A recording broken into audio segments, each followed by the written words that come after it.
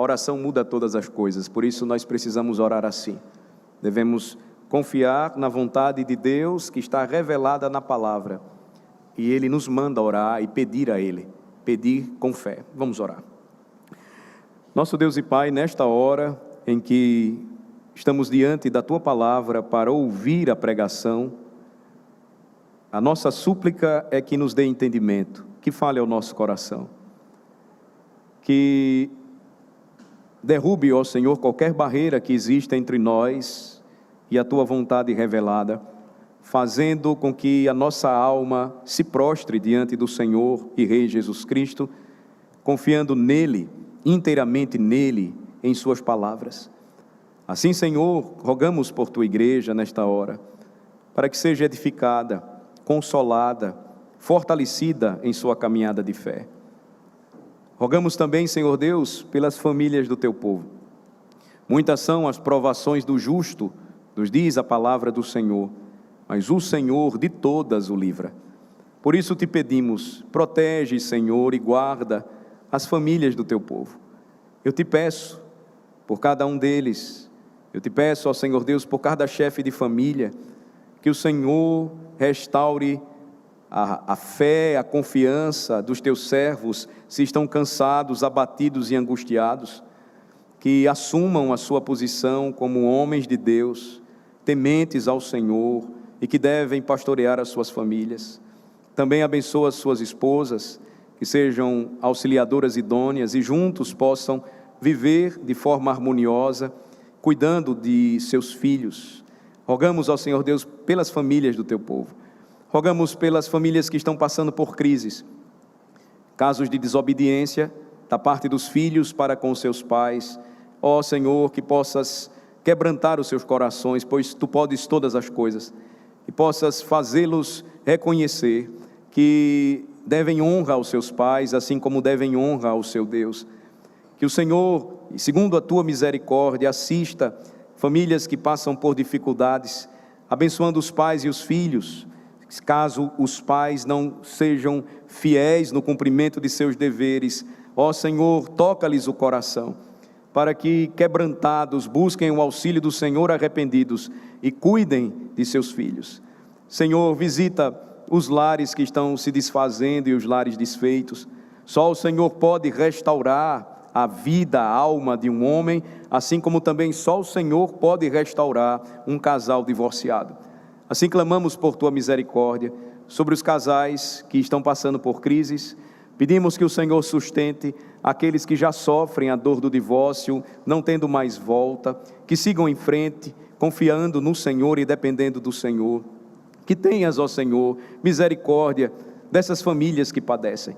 Sustenta a cada um deles, famílias enlutadas pela perda de seus entes queridos, de seus filhinhos, famílias, ó Senhor Deus, que oram e clamam por filhos. Ó Senhor, te pedimos que faças com que os ventres maternos frutifiquem e que nós tenhamos muito mais e mais mulheres grávidas em nosso meio e filhos que são herança do Senhor no meio do Teu povo. Oramos também pela gestação daquelas que estão grávidas. Pedimos que o Senhor proteja e guarde as Tuas servas e que em todo o processo gestacional, guardados pelo Senhor, mães e filhos, possam se alegrar sempre em Ti, que cuida de cada um dos Teus filhos. Abençoa-nos, Senhor, e visita as famílias do Teu povo, aos enfermos. Nós continuamos a pedir por nossa irmã Ana Lúcia, sua plena restauração, por nossa irmã Ana Dória, por sua plena recuperação, por nossa irmã Zezé. Ó Senhor, levanta a Tua serva do leito da enfermidade. Ó Senhor, rogamos pela Marisa e pelo Ivan, que tenhas misericórdia deles também, abençoando-os e fortalecendo-os e restaurando, ó Senhor Deus, sua saúde. Pedimos também, Senhor, pela recuperação plena do Teu servo Erickson e agradecemos porque tem cuidado dele, da sua esposa e dos seus filhos. Assim, Senhor, caminhamos, rogando e orando, e intercedendo e suplicando que venhas e abençoe a Tua igreja. Abençoe os mais jovens e os mais velhos. Visite e sustente a cada um deles em meio às suas lutas e enfermidades. Peço também, Senhor, por Esther, lá em São Paulo, enferma, que o Senhor restaure a saúde dela.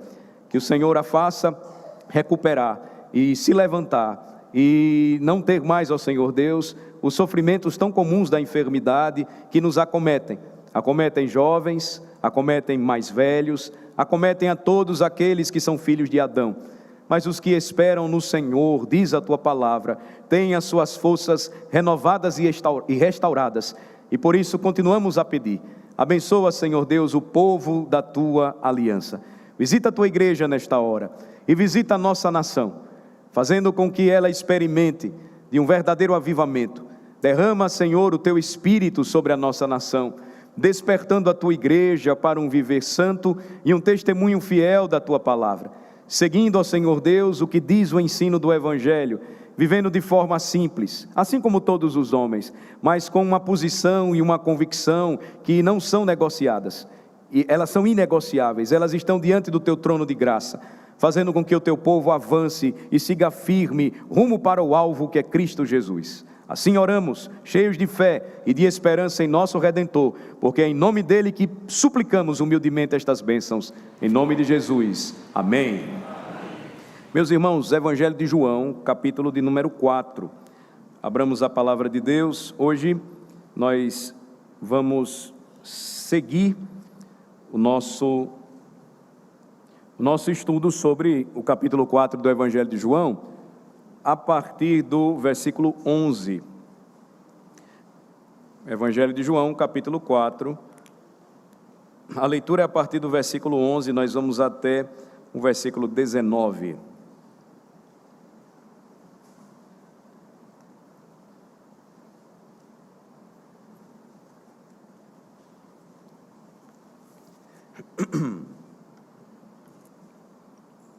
Respondeu-lhe ela: Senhor, tu não tens com que atirar, e o poço é fundo.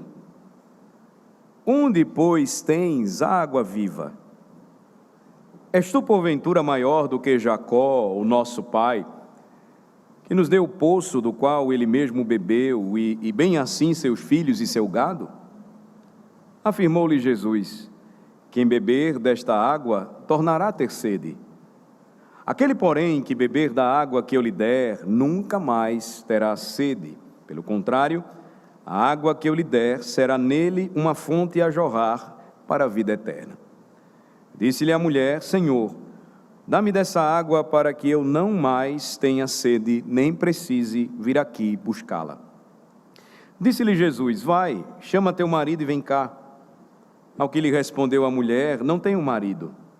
Replicou-lhe Jesus: bem disseste, não tenho marido, porque 5 maridos já tiveste, e esse que agora tens não é teu marido. Isto disseste com verdade. Senhor, disse-lhe a mulher, vejo que tu és profeta. Até aqui a leitura do Evangelho. Nós prosseguimos estudando o encontro maravilhoso de Jesus com a mulher da cidade de Sicar, mulher samaritana, como nós conhecemos. Vemos que a perspectiva ela muda quando nós tentamos vê-la não como um encontro inusitado, mas um encontro preparado pelo Senhor com uma mulher que jamais imaginaria encontrar-se com o Redentor em um horário, como nós temos aprendido, em que ninguém ia tirar água de um poço ao meio-dia. Ao ver a conversa do Salvador com essa mulher samaritana, como um exemplo do trato gracioso de Deus com o pecador, nós já podemos juntos aprender algumas coisas. A primeira delas, e eu gostaria de introdutoriamente lembrar para vocês, é que o Senhor tomou a iniciativa da conversação, sendo o primeiro a falar. Essa foi uma lição importante que nós retiramos do texto. Em segundo lugar, que a primeira palavra do nosso Redentor para ela foi: dá-me água. Ele pede a ela que lhe dê a água que ela iria retirar do poço. E ele fez isso direcionando seus pensamentos de uma vez para a sua maravilhosa graça. Porque quando ele se dirige a ela, ele vai mostrar que sendo o seu próximo ali, estando próximo a ela, ele era aquele que iria levá-la a conhecer e a receber e a beber a verdadeira água viva. Ele começa a conversa e ele vai direcioná-la para a sua maravilhosa graça, fazendo com que ela retirasse as suas primeiras preocupações e ocupações e agora se ocupasse apenas em conhecer o seu Redentor. Terceira lição: Jesus a coloca frente a frente com o seu desamparo. De que maneira? Pedindo simplesmente água. E nós vimos que num significado, ou num sentido mais profundo ele faz isso, mas correlacionando com um elemento da sua criação tão necessário para a vida do homem. Ninguém vive sem água. Do homem mais rico do mundo à pessoa mais simples, todos precisam de água. Água potável não existe com abundância em todas as partes do mundo, então ela sempre está em lugares precisamente localizados pelo Criador. Quando ele fez o mundo, ele criou todas as coisas assim. E Jesus então, ele faz essa relação que já vinha sendo revelada em sua palavra, para mostrar àquela mulher a grande necessidade que ela tinha da água viva. Ele também faz isso quando mostra o significado mais profundo da água, para que ela buscasse com fé e confiança receber de Jesus a água da vida, a fim de que seu espírito pudesse ser refrescado. Quarta lição: a conversa de Jesus com ela e a sua iniciativa, assim como com Nicodemos, embora no caso de Nicodemos, lembrem-se, ele primeiro começa a conversa, diferentemente de Jesus com a mulher de Samaria, Jesus começa a conversa em primeiro lugar. Mas ambos têm a mesma reação diante da palavra de Jesus. Eles não aceitam de imediato, mas eles a replicam. Eles têm uma resposta pronta. E como é que aquela mulher então ela respondeu a Jesus? Ela o enfrentou com uma exibição de um preconceito. Ela diz assim: mas como você, sendo homem judeu, está me pedindo tal coisa? E aí nós vimos como isso ilustra a inimizade da mente humana contra Deus, da sua resistência em recebê-lo. Quinta lição: Cristo então afirmou que ela não compreendia, porque era ignorante, o caminho da salvação. Ela não estava conseguindo enxergar quem ali estava conversando com ela.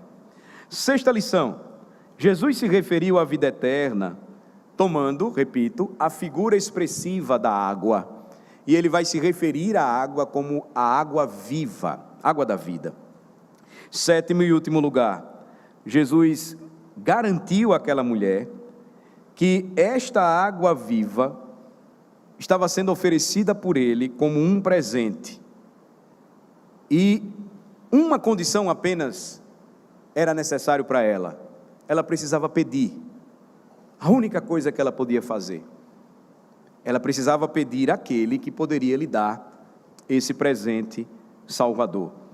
E quando ela fizesse isso, ela não iria mais assumir a posição de defesa, mas daquela que estava pronta para receber de Jesus o seu dom, inefável dom da salvação. Aqui nós temos então, irmãos, um breve resumo que nos conduz ao final do versículo 10. No final do versículo 10, Jesus diz assim, que ele daria àquela mulher água viva, e a partir daí nós podemos seguir.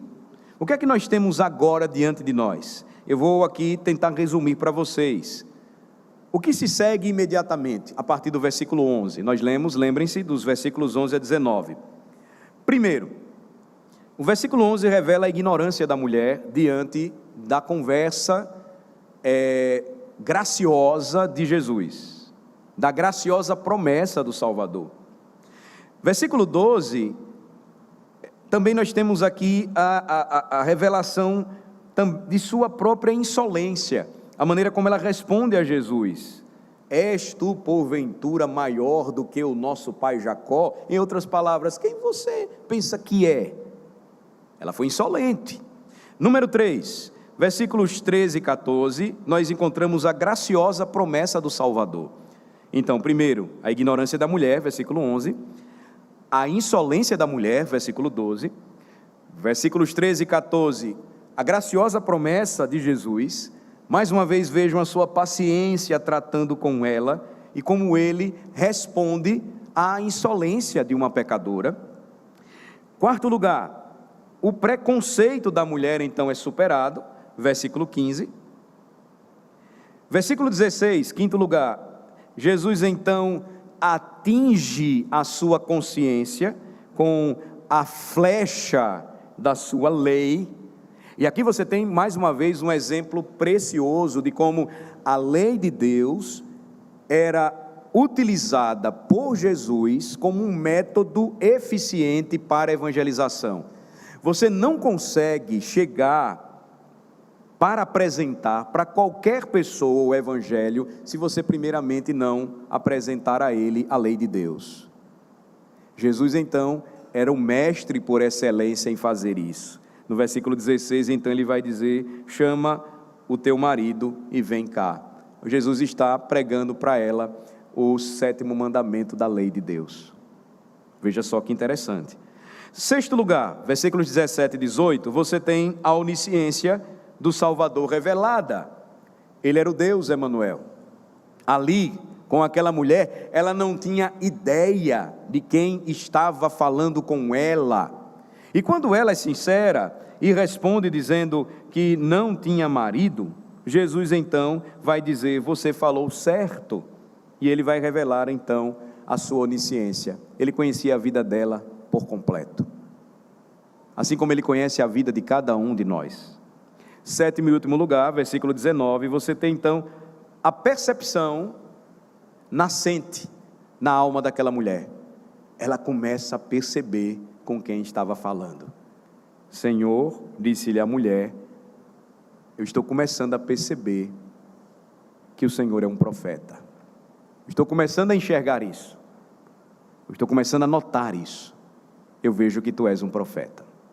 Então, quando nós lemos do início esta parte agora, ou esta seção do capítulo 4 do Evangelho de João, o que é que nos impressiona? A maneira extraordinária de Jesus continuar aquela conversa com uma mulher pecadora. A sua maravilhosa condescendência. Veja, sendo o Senhor da glória, ele está conversando com uma pecadora, e ele está tratando com ela, e ele está falando com ela, mesmo diante de suas dúvidas, da sua resistência, da sua insolência, da sua falta de percepção. Ele se humilha a ponto de conversar com uma mulher que tinha até mesmo vergonha de pegar água no horário comum em que as outras mulheres iam ao poço pegar água para suas casas. Jesus está ali e você percebe o que diz a palavra de Deus, de que o nosso Deus, ele habita em um alto e sublime lugar, mas ele habita também com um contrito e abatido de espírito. Que o nosso Deus revelou o seu grande amor em ter enviado o seu próprio Filho ao mundo para morrer por pecadores como nós. Sua condescendência então é revelada aí. Ele se humilha a ponto de conversar com uma mulher adúltera. E agora, quando nós passamos a considerar essa seção do texto, o que é que nós também começamos a perceber? E o que nos deixa impressionado com a maneira de Jesus tratar com pecadores, como aquela mulher e como nós? Sua maravilhosa paciência. Notem a paciência de Jesus. Ele havia convidado esta pobre mulher a lhe dar água. Ela então responde a ele com uma dúvida preconceituosa. Ele então diz que se ela soubesse quem estava falando com ele, e ela pedisse a ele água, no lugar dele pedir a ela, ele daria uma água para ela, que faria com que ela jamais sentisse sede. Ela pediria a ele e ele daria água viva. O que nós vemos aqui é mais uma vez o Senhor pacientemente oferecendo àquela mulher salvação, enquanto ela continua a levantar objeções. Mas aí, o que é que acontece normalmente conosco, filhos de Adão, impacientes? Nós paramos, não insistimos mais, e esse não é um caminho bom. Eu já fiz o que tinha para fazer, pastor. Eu já gastei todos os argumentos que tinha para gastar. E essa é uma reação natural nossa, como filhos de Adão. A impaciência é comum à nossa natureza, mas não à natureza do nosso Salvador. E essa é a razão porque Ele não desiste de nós.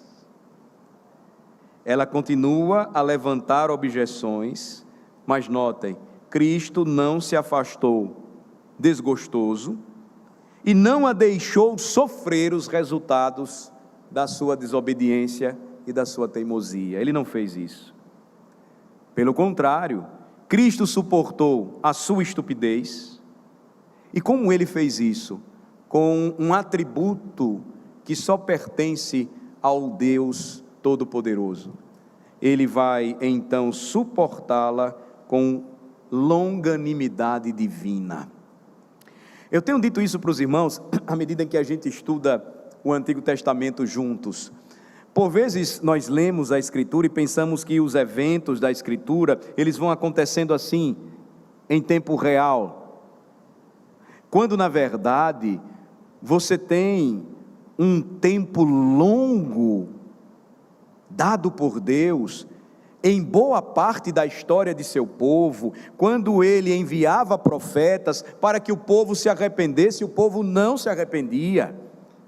Demorava muito tempo entre reis e reis, não era algo que ocorria de repente. É importante lembrar disso, porque isso revela a longanimidade de Deus.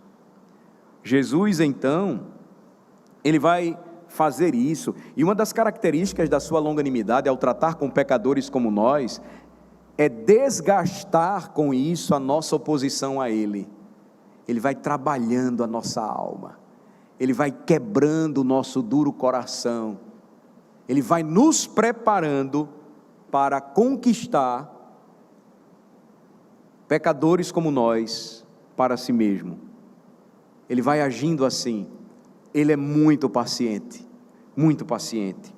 E então, ela vai responder: Senhor, Tu não tens com que atirar, versículo 11, e o poço é fundo, onde, pois, tens a água viva? Veja, Jesus tinha acabado de oferecer-lhe uma água viva, e a resposta dela, primeiro, revela a sua cegueira espiritual.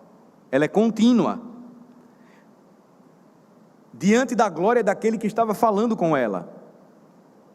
Ela ainda estava muito ocupada com coisas materiais, essa é a segunda colocação. Ela está preocupada com um balde, que Jesus não tinha, para tirar água do poço, ela não estava entendendo nada. Terceiro, a sua concentração ainda estava presa aos meios e não ao fim de tudo.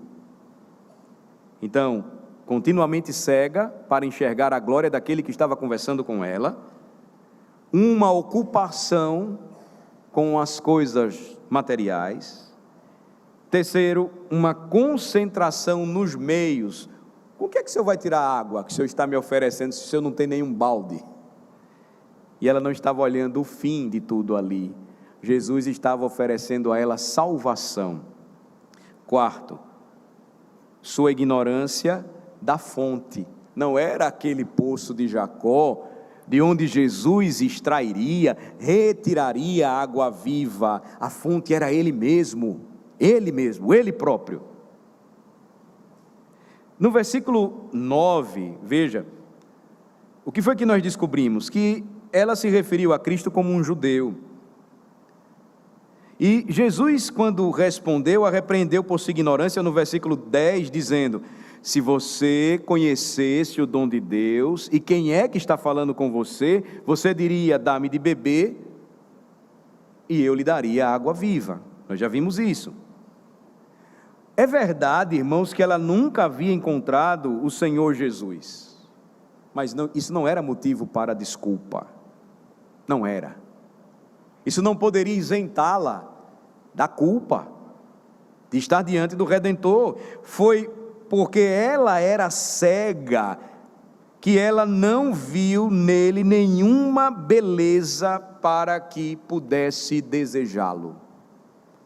Como diz a profecia, é a cegueira do homem que faz com que ele não enxergue a beleza do Salvador, a cegueira espiritual do homem.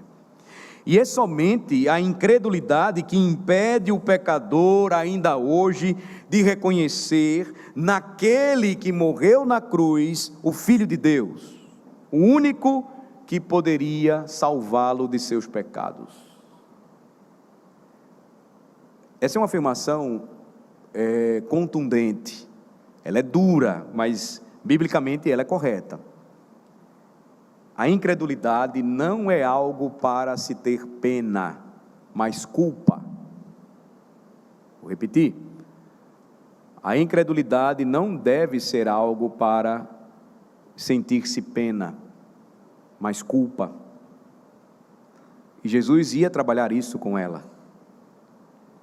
Cristo havia se revelado como aquele que dispensou a ela o dom de Deus, estava oferecendo a ela a salvação. E como foi que a mulher samaritana lhe respondeu? Senhor, veja aí o versículo de número 11, tu não tens com que atirar. Ela conhecia muito pouco ainda do que a Escritura dizia a respeito do próprio Deus, das antigas profecias de que viria um Messias para salvar o que estava perdido. Na verdade, a sua cegueira era completa, e veja como a situação dela revela o que de fato é o nosso estado por natureza. Quem somos nós? A nossa condição era exatamente a mesma quando Deus, em sua infinita misericórdia, começou a lidar conosco, quando éramos cegos. Nossos olhos estavam fechados para as perfeições de seu Filho amado, Jesus Cristo, e nós vivíamos como a profecia de Isaías 53, versículo 3, e como um de quem os homens escondem o rosto, nós desprezávamos ao Senhor e dele não fizemos caso. Essa era a mesma situação de cada um daqueles que hoje estão aqui, antes de conhecerem a Cristo. A palavra daquela mulher, Senhor, tu não tens nada com que atirar, mostra a tendência dos pensamentos dela.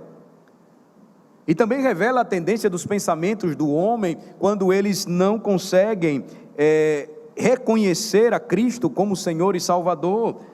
Qual era a tendência dos pensamentos da mulher samaritana? Ela estava focada em poços e baldes. Era no que ela pensava. E como isso ilustra, irmãos, uma aplicação geral para nós nesta manhã. Ela deve ser vista como um personagem representativo aqui. Veja nela um retrato preciso do pecador. Porque um homem sem Cristo sempre terá a sua mente concentrada nas coisas materiais. Em que a sua mente estava ocupada? Sua mente estava ocupada com o mundo, com seus deveres e seus empregos. E portanto ela não conseguia ter nenhum pensamento mais elevado. Ela não conseguia discernir quem era que se dirigia a ela, nem o que ele, Jesus, estava oferecendo para ela. Isso não difere em nada de nós. Satanás tem interesse em que sua mente fique presa cada vez mais às preocupações, aos empregos e aos valores desse mundo. É o que ele deseja. Porque com isso você não ora, porque com isso você não lê a Bíblia, porque com isso você não medita sobre ela, porque com isso você não vem à igreja. Você já percebeu que quando você se afasta de Deus, é tudo isso que acontece? Porque é o que Satanás quer. E aí ele te domina, ele te enlaça. E ele te afasta de tudo aquilo que vai permitir com que você enxergue o único que pode lhe dar água da vida. Aquela mulher estava ocupada com o mundo e seus valores e, portanto, ela não conseguia ter nenhum pensamento mais elevado. Quanto tempo você gasta durante a semana tendo pensamentos elevados? O que é isso, pastor? Vá comigo para Colossenses, para eu lhe explicar, por favor, o que seriam esses pensamentos elevados.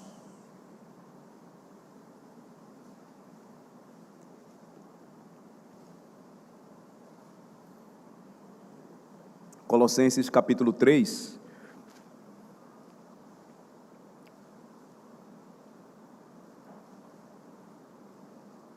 A partir do versículo 1. Portanto, se fostes ressuscitados juntamente com Cristo, buscai as coisas lá do alto, onde Cristo vive, assentado à direita de Deus.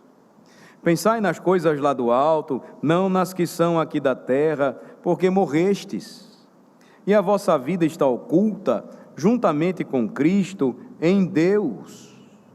Quando Cristo, que é a nossa vida, se manifestar, então vós também sereis manifestados com Ele em glória. Esses são os pensamentos elevados. Para você ter pensamentos elevados, você não precisa deixar de viver nesse mundo.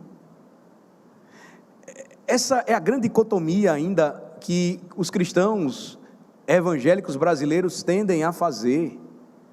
Você pode ter pensamentos elevados a respeito da glória eterna, vivendo a vida como um lar, como um marido, comendo e bebendo com sua esposa, para a glória de Deus, e com seus amigos, fazendo muitas coisas que os homens comuns fazem. Eles vão à praia, eles caçam, eles pescam, eles praticam esportes, mas a sua perspectiva, as suas convicções são diferentes. E eles dançam também, viu? Podem dançar com a esposa e com os amigos.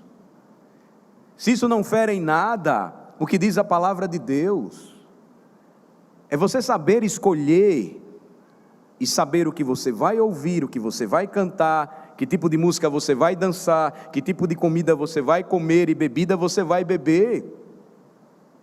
E você pode fazer tudo isso pensando nas coisas do alto. Essa é a grande verdade do Evangelho. Senão você vive como um hipócrita, fazendo coisas escondido. Mas quando você pensa nas coisas lá do alto, você prioriza o que deve vir sempre em primeiro lugar. Você não falta à igreja, você não falta à reunião de oração, você não fofoca, você não deixa de ler a Bíblia. Você tem uma visão maior do que significa 1 Coríntios 10, 31. Agora, veja que o que aconteceu com aquela mulher samaritana, meus irmãos, é o que ocorre com todos aqueles que são do mundo. Essa é uma expressão também muito corriqueira na Bíblia, que nós precisamos fazer diferença. Quando a Bíblia diz ou usa a expressão aqueles que são do mundo, lembra que aqueles que são de Cristo e foram ressuscitados com Ele, e que buscam as coisas lá do alto, têm uma percepção elevada das coisas. Ser do mundo aqui é seguir os seus valores, seguir as suas ideologias e filosofias. Quem são aqueles na Bíblia chamados do mundo? Aqueles que são afastados das coisas de Cristo pelas coisas do tempo e dos sentidos. Satanás usa exatamente essas coisas para manter uma alma longe do Redentor.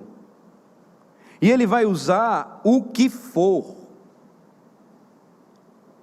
ainda que seja um simples balde de água. Ele não se importa, desde que esse simples balde de água ocupe a mente do homem e o exclua do conhecimento de Cristo. Ele não se importa com o instrumento.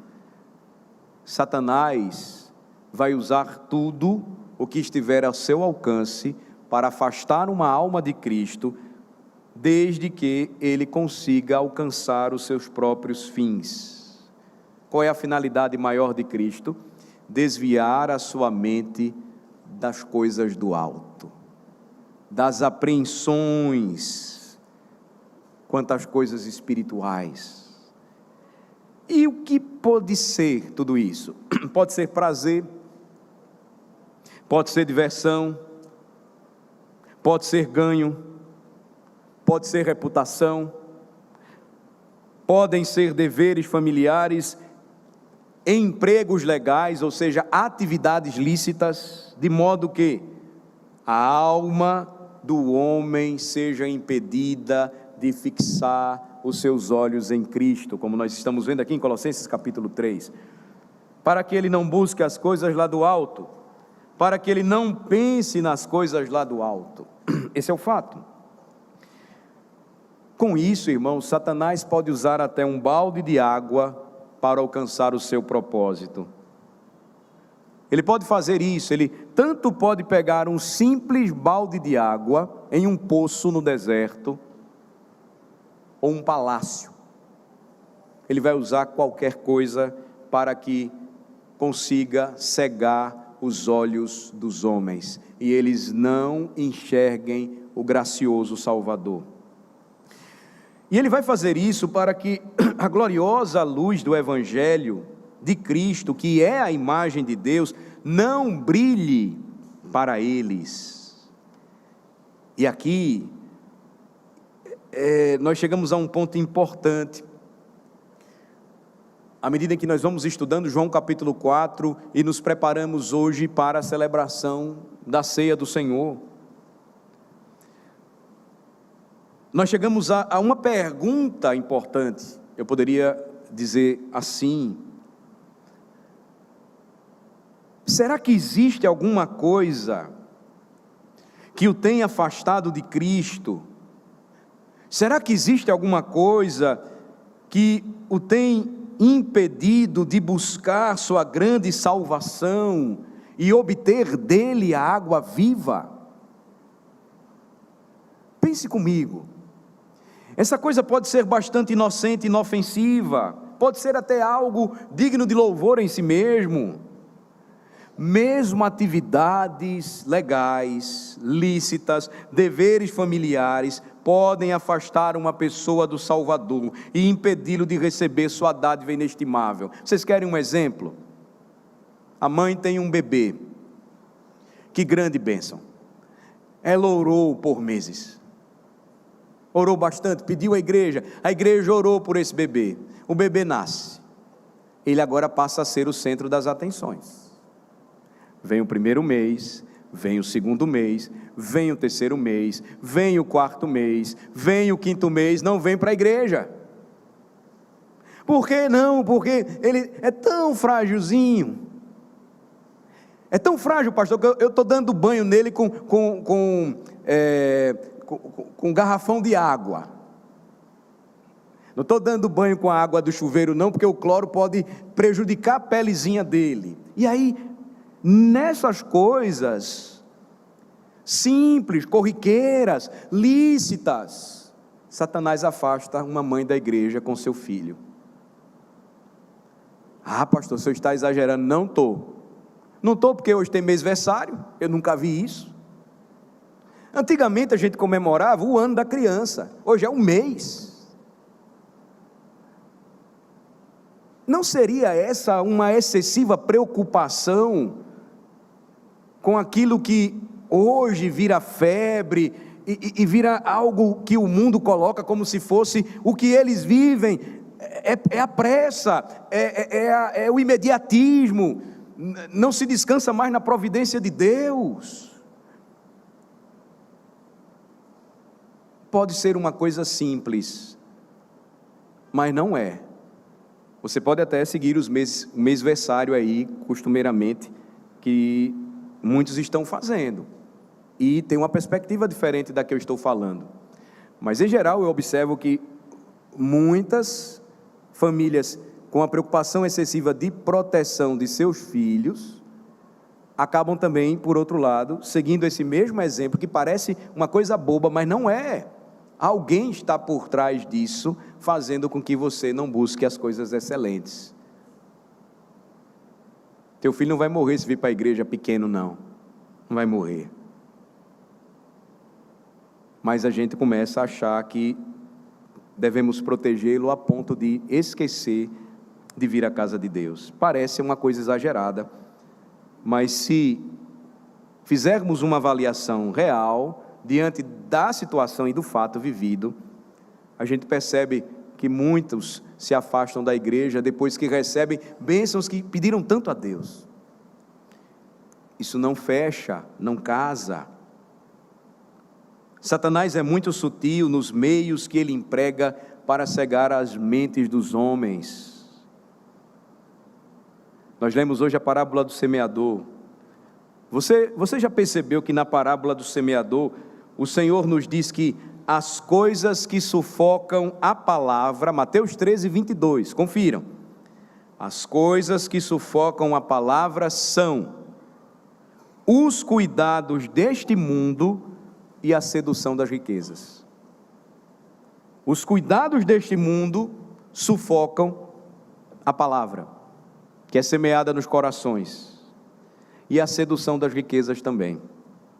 Preocupação excessiva com os nossos baldes, sufocam a palavra, afastam o homem de Deus, e a sedução das riquezas também faz o mesmo. A pessoa prospera, o que é que acontece? Primeira coisa, se afasta da igreja. Deveria ser o contrário, não é? A pessoa prospera, se afasta da igreja. Jesus Cristo falou, o nosso Salvador, que são estas coisas que sufocam a palavra na alma dos homens. Se uma alma não salva, nesta manhã, estiver atento e ouvindo o que o pregador está proclamando, eu peço que se veja no lugar desta mulher aqui do texto. Até onde chegamos? Seus pensamentos estavam no propósito que a levou até o poço. Lembrem-se, um propósito correto, necessário. Ela precisava tirar água. Sem dúvida, o que ela foi fazer era certo. Mas o que ocupava a sua mente excluía uma reflexão sobre as coisas mais elevadas, as coisas do alto. Ela não conseguia enxergar quem estava ali com ela. Ela não conseguia pensar em nada além de poços e baldes. Ela era, portanto, incapaz de discernir o amor, a graça, a cativação daquele que ali estava buscando-a para salvá-la. E essa é uma grande verdade também do capítulo 4 do Evangelho de João. Não somos nós que buscamos o Salvador, mas é o Salvador que vai em busca do pobre e miserável pecador. Jesus foi até aquele poço em busca daquela mulher, em busca da sua salvação. Ele foi até lá para salvá-la. E quantos homens existem hoje tão ocupados em ganhar a vida para sua família, e quantas mulheres estão preocupadas hoje com os seus deveres do lar, coisas legais e necessárias, e com isso excluem Cristo e sua salvação de seus corações. Quantos e quantos não estão vivendo assim? Fiquem atentos, prestem atenção. Satanás usa coisas simples, corriqueiras, do dia a dia, lícitas, para afastá-lo do Senhor. Assim foi com aquela mulher samaritana. Ela pensava apenas em sua necessidade física. Sua mente, o seu coração estavam preocupados com suas rotinas diárias. Assim é com muitos outros ainda hoje. Estão muito ocupados para tomar tempo para estudar acerca das coisas de Deus. Estão muito ocupados com seus potes de água para ouvir a voz mansa e suave do Salvador. Existe uma outra passagem que nós podemos correlacionar e que nos mostra que muitos ainda hoje, porque não tomaram a atitude de Maria, vivem no mundo de Marta. As irmãs de Lázaro, vocês lembram a história? Jesus esteve na casa delas e Marta estava preocupada em arrumar a casa e organizar tudo para receber Jesus, enquanto Maria deixou tudo, sentou-se aos pés de Jesus para ouvi-lo falar. Marta então vai e questiona o Senhor, até o repreende, fala alguma coisa com Maria, porque ela está me vendo aqui fazer tudo e não vai fazer nada. Jesus, mais uma vez, com a sua longanimidade divina, disse: Marta, Marta, você não está percebendo que a atitude de Maria, sua irmã, é mais nobre que a tua, porque você pode fazer isso todos os dias da sua vida, mas nem sempre você vai ter o Salvador em sua casa. Muitos vivem no mundo de Marta, e é isto que Satanás mais aprecia, porque isso afasta um pecador do Salvador, os seus olhos de enxergar a salvação. Ela disse: Senhor, tu não tens nada com que tirar. As palavras dela ilustram vários princípios, irmãos, dentre eles, que em suas manifestações, ela se coloca entre muitos pecadores e a salvação. Veja, a mente daquela mulher estava centrada nos meios e não no fim. Ela estava ocupada com algo que precisava tirar e não com Cristo. E quantos hoje ainda estão muito mais preocupados com seus esforços e ações do que com o próprio Salvador? E mesmo onde seus olhos não estão em suas próprias obras, eles estão frequentemente voltados para aquele que prega, mas buscando com suas próprias forças o perdão, quando deveriam, na verdade, entregar suas vidas àquele que está sendo oferecido pela pregação do Evangelho, o Redentor. E onde não for esse o caso, o diabo ainda irá ocupar os corações com o seu próprio arrependimento e fé, para impedi-lo de olhar somente para Cristo. Você busca por um esforço próprio, você deseja, mas isso impede de que você enxergue. Essa é uma verdade muito profunda, irmãos, que até mesmo os exercícios espirituais podem prejudicá-lo de enxergar a Cristo, se você não tomá-los da maneira correta, se você utilizá-los com a força do seu próprio braço, se você buscar o conhecimento da palavra apenas para demonstrar que sabe, ou acreditar que a sua rotina diária de devoção é suficiente para que você viva uma vida santa. Nada disso funciona. O pecador precisa olhar apenas para Cristo, e a partir dessa confiança nele, os exercícios espirituais, eles fluem corretamente. Podemos observar também como essa mulher estava limitando Cristo ao uso dos meios. Ela supôs que ele não poderia fornecer a água viva, porque ele não tinha um balde para tirar essa água. Foi o que ela questionou. E quantos imaginam que não podem ser salvos, exceto em alguma reunião de avivamento? A gente tem muito hoje crente de congresso, crente de conferência. Congressos e conferências são importantes, mas não são tudo. Nós temos hoje crente de pregador, e que despreza a pregação da palavra ofertada dominicalmente em sua igreja.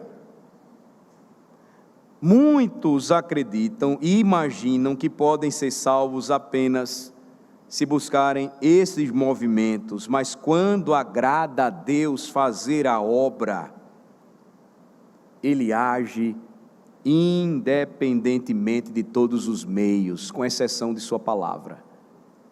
Sua palavra é poderosa, é o meio ordinário para a salvação, mas Ele vai agir de uma forma extraordinária. Um dos grandes pregadores do século XIX foi alcançado pela pregação da palavra em uma igreja simples, voltando para sua casa em um dia tempestuoso, em que o pastor nem conseguiu chegar na igreja para pregar. Quem teve que pregar foi um diácono despreparado, e ele pregou num texto em Isaías: olhai para mim, sede salvos. E aquela pregação tão simples foi usada por Deus, que independentemente dos meios fará o que for possível para salvar o pecador, sem deixar de usar a sua palavra. Foi o que ele fez, e ele chamou para Cristo um dos maiores pregadores que a igreja cristã já conheceu, Charles Haddon Spurgeon. Nós precisamos imaginar que o que hoje está acontecendo em nosso meio é algo perigoso, e mais uma vez os crentes colocam a sua esperança nos meios e não no fim. Quando o Senhor deseja criar um mundo, o que Ele simplesmente diz, Ele fala e o mundo, Ele é criado. Quando Ele deseja mandar comida do céu para o povo, Ele fala e desce pão celestial do céu para alimentar uma multidão no deserto. Quando Ele quer fornecer água, Ele faz que de uma rocha flua água viva. Quando Ele quer alimentar um homem, Ele faz até com que surja mel da carcaça de um leão morto. Aquela mulher, ela respondeu algo a Jesus que de fato foi impactante. O Senhor não tem com que tirar essa água. O poço, ele é fundo. De onde tens então essa água da vida? Vocês lembram dos comos tão comuns dos pecadores? Ela vai acrescentar agora o de onde tens. Ela vai apresentar uma outra objeção. Jesus havia oferecido a água viva para ela, e ela respondeu: como o Senhor vai me dar essa água? Agora ela pergunta: de onde tens então essa água da vida, para que ela pudesse obter? Ela não conhecia a fonte, repito, de onde essa água viria, e tudo o que ela sabia era que o poço era fundo. Há um significado aqui importante, irmãos, nessa expressão. O poço é profundo, sim, muito mais profundo do que as nossas mãos humanas possam alcançar. De onde então o homem obterá a água viva? Como ele deve obter a vida eterna? Com isso eu quero concluir a mensagem desta manhã, essa primeira parte. Guardando a lei, Será que ele consegue obter a água viva, obter a vida eterna? Não. Porque a palavra diz que pelas obras da lei nenhuma carne será justificada. Romanos 3, 20. Cultivando o que há de melhor dentro de nós por natureza, também não. Romanos 7 diz: pois na minha carne não habita bem algum. Será que vivendo de acordo com a luz que temos e fazendo o melhor que sabemos? Também não. Romanos 5 diz que estamos sem forças. De que maneira então o homem obterá a água viva? De que maneira então o homem receberá a vida eterna? Esta água viva não é um salário a ser recebido, não é um prêmio a ser buscado, não é uma coroa a ser conquistada, não. Essa água viva é um dom gratuito de Deus Pai, em Cristo Jesus, o nosso Salvador. Romanos 6, 23, o dom gratuito de Deus é a vida eterna por Jesus Cristo, nosso Senhor. Sim, o poço é profundo. Tão profundo que o Salvador teve que descer às terríveis profundezas do sofrimento, antes que a água doadora de vida pudesse ser fornecida aos pecadores. Sim, o poço é profundo, de modo que nenhum homem conseguiria mergulhar nele, sair com vida e conquistar salvação para si mesmo. Sim, o poço é profundo, e por essa razão, somente o nosso Redentor poderia fornecer para nós a água que Ele mesmo conquistou para matar a nossa sede espiritual. Isso nos explica, irmãos, muita coisa. Isso nos explica, irmãos, preciosas verdades que o texto vai nos revelando à medida em que nós estudamos este maravilhoso episódio em que Jesus encontra uma mulher pecadora. Minha palavra final, diante disso tudo, é que não há como um homem encontrar a água da vida à parte de Cristo. Vocês têm percebido, não é uma água comum, não é a água que o mundo oferece e que depois nos deixa com sede, não é também uma referência à água que o Senhor criou e que é tão necessária para a nossa vida, mas ela simboliza algo espiritual e que somente um pode oferecer ao pecador sedento por salvação: Jesus, somente Jesus. Quantos ainda hoje caminham sedentos no deserto do pecado neste mundo, simplesmente porque estão cegos pelo Deus deste século, com coisas simples.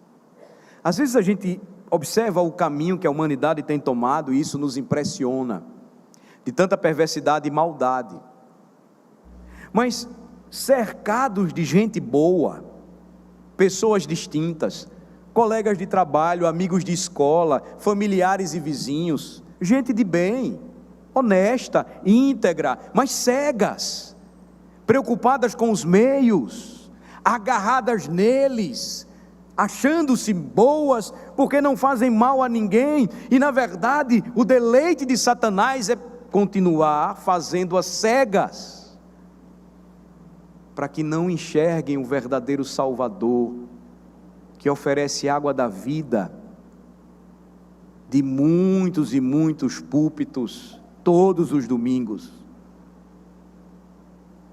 em muitas esquinas, pelas ondas do rádio, pela velocidade da internet, e as pessoas continuam presas àquilo que corriqueiramente fazem, e Satanás se alegra em afastá-las do Salvador. Qual é a grande verdade hoje, ainda hoje para nós? é que quando o Salvador decide buscar alguém para a salvação, não há nenhum meio que possa impedi-lo de fazer isso. Não há. Quando o Senhor decide buscar alguém como aquela mulher no poço de Sicar, sua graça é irresistível. E ele vai e cumpre aquilo que veio fazer, pois o Filho do Homem veio buscar e salvar o que se havia perdido. Qual é a grande lição para aqueles que um dia caminharam cegos e hoje enxergam o Salvador? Não desperdicem um segundo sequer com os meios, se vocês estão hoje na presença daquele que é o fim de todas as coisas, Jesus Cristo. Não desperdicem, não joguem suas vidas fora, não percam tempo com aquilo que é passageiro e banal. Vivam as suas vidas para a glória de Deus, com essa nova percepção e perspectiva.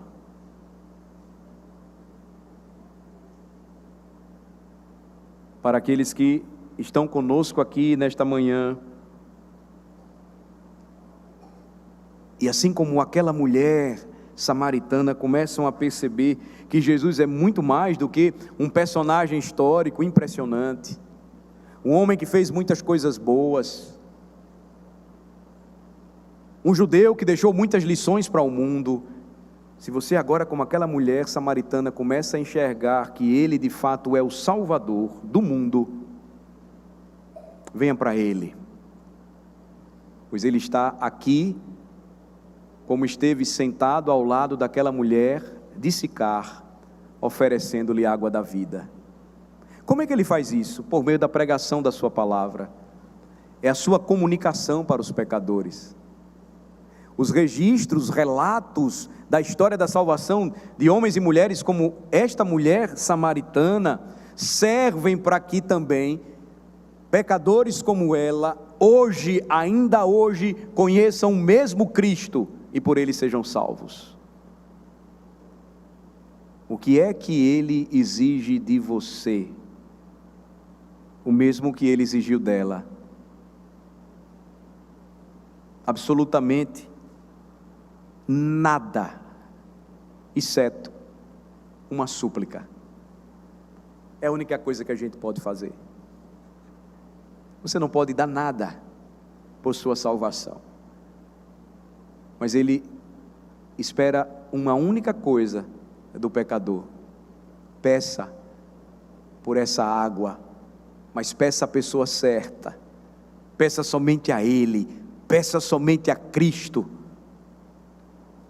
E se você beber dessa água, como disse o Senhor Jesus, você nunca mais tornará a ter sede. Que Deus nos abençoe. Senhor nosso Deus e Pai, exaltamos o Teu nome nesta manhã, pela bênção de recebermos a Tua palavra, meditarmos mais sobre a vida de uma mulher pobre e pecadora, que sem saber seria salva por nosso Redentor. Ele mesmo decidiu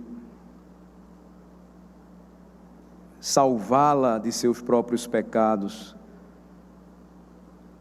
com graciosa condescendência, longanimidade divina, diante das suas respostas, até mesmo insolência, Ele foi conquistando-a, foi revelando quem Ele era, até o ponto dela dizer: eu vejo que o Senhor é um profeta.